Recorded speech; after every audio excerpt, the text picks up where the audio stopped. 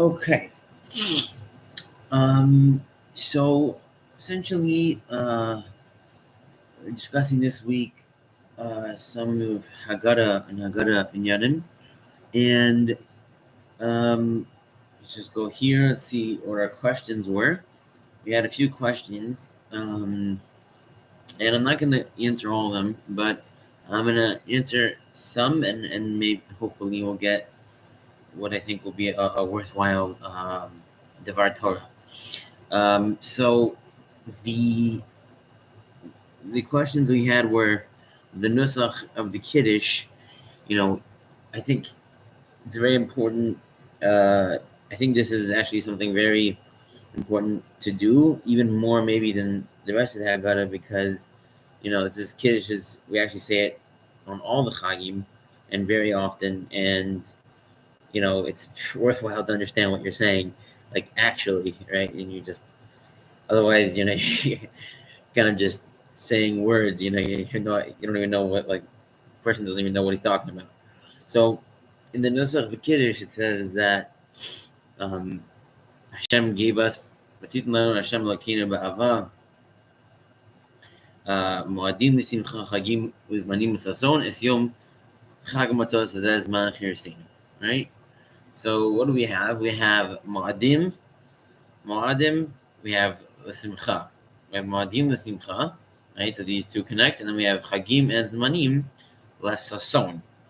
Right, so there's two different things going on. There's Simcha and there's Sason. And Moadim has a connection to Simcha, and we're given Moadim for Simcha, happiness, and Chag Olam L'Sason. Right, so Sason, maybe at a later time we'll try to discuss what that is exactly, but okay. And then Es Yom Chag HaMatzos Zman Cherusinu, so the time of our freedom. Fine.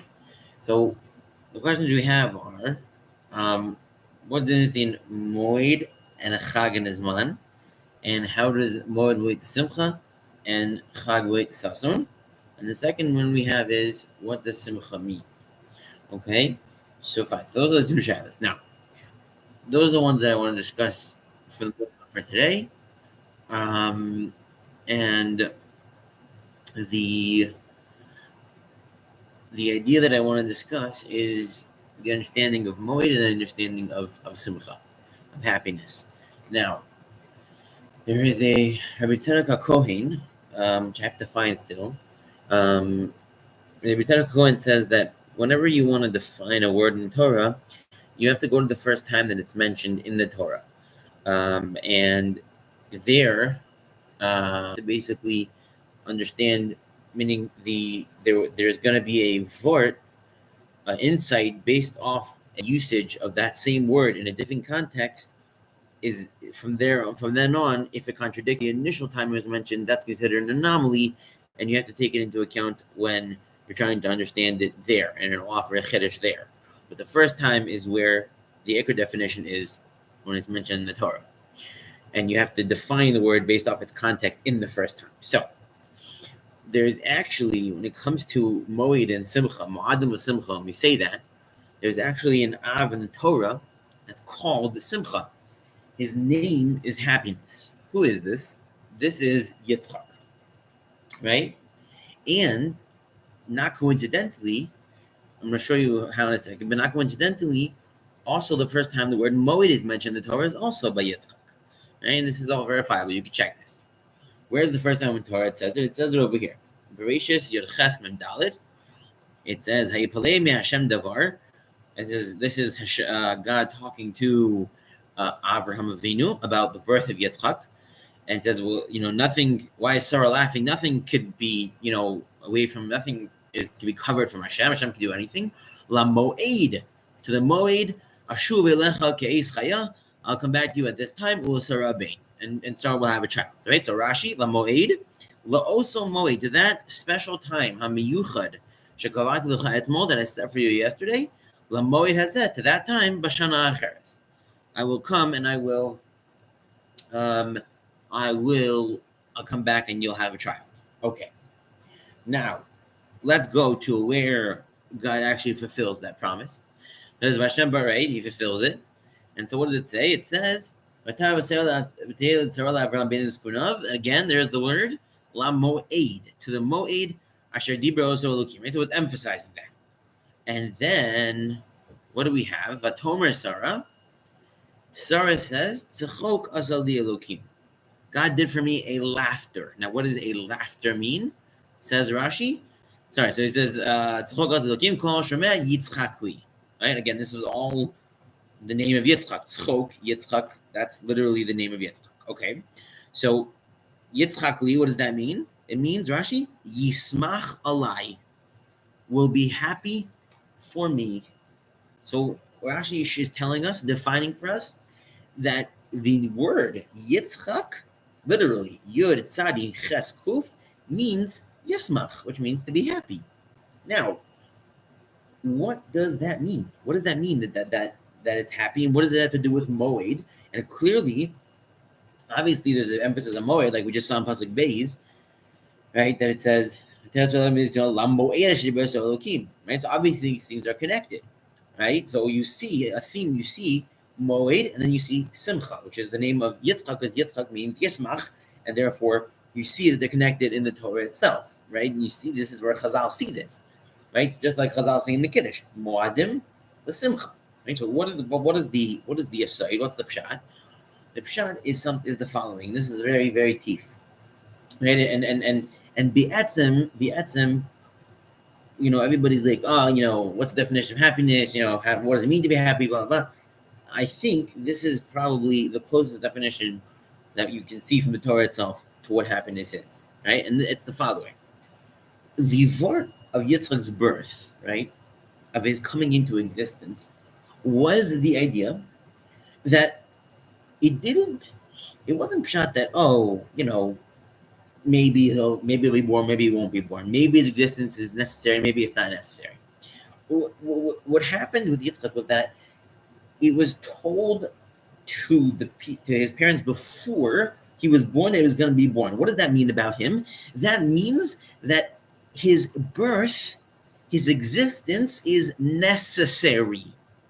It's a necessary factor of the world.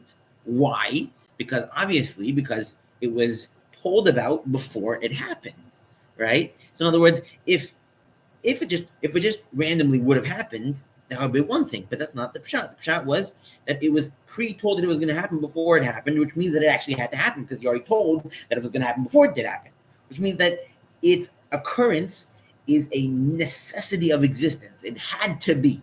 It was mukhrach.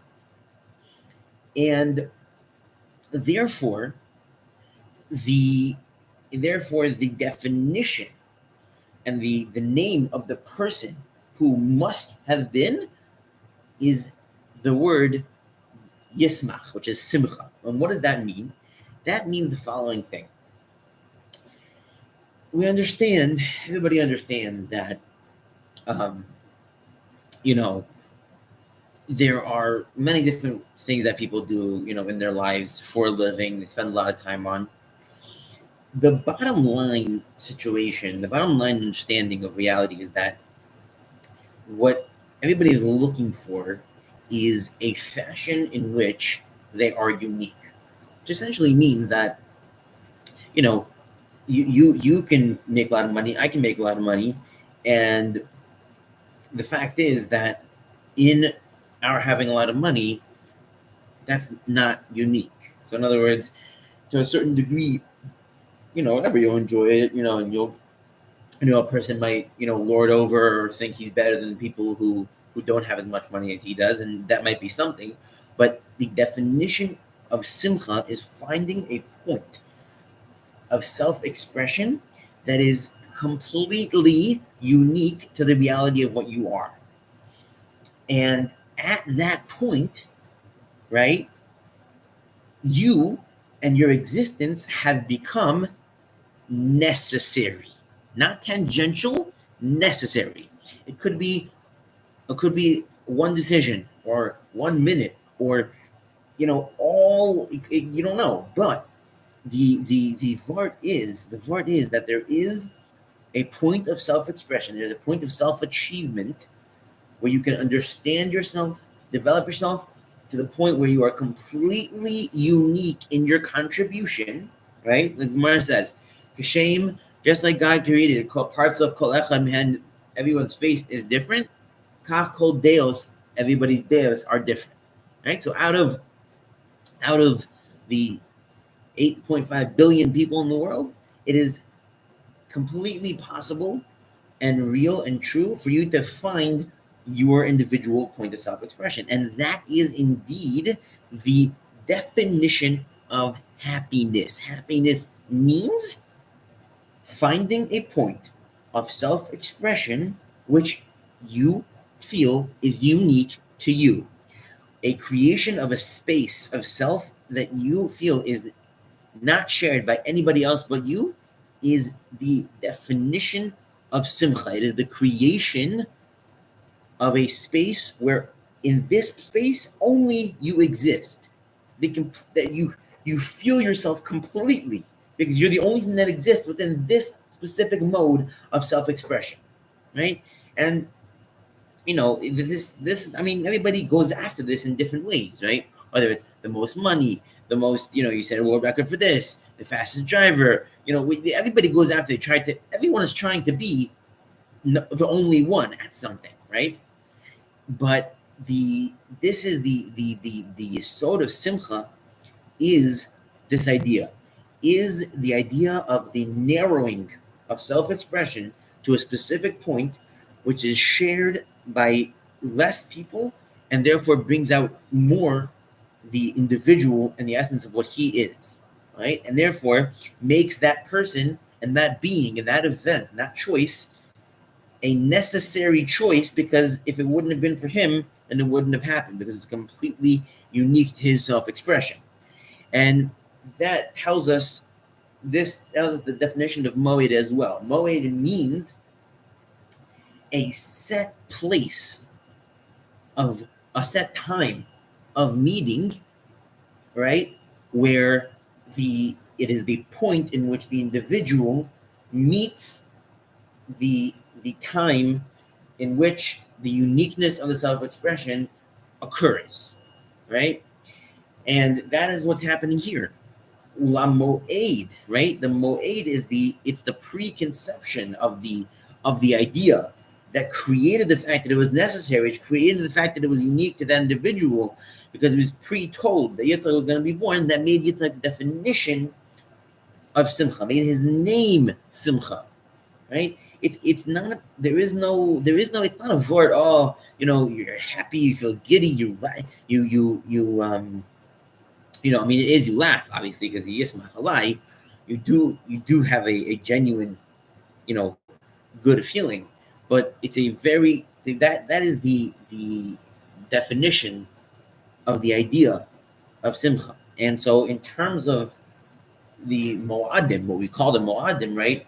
The pshat of that is that, right, it's preset every year for you to come to the moed and celebrate the idea of the identity lexicon of the Jewish nation, which makes you individual, in contrast to the rest of the world in terms of Jew to Goy, right? Because obviously this idea of simcha exists on several levels, right? So in other words, there is the ultimate sense, which is you as an individual compared to everybody else in the world. And there is, maybe you as, a lawyer, and there's you as, there are levels that exist within this dynamic, and the more defined it gets, the better, obviously.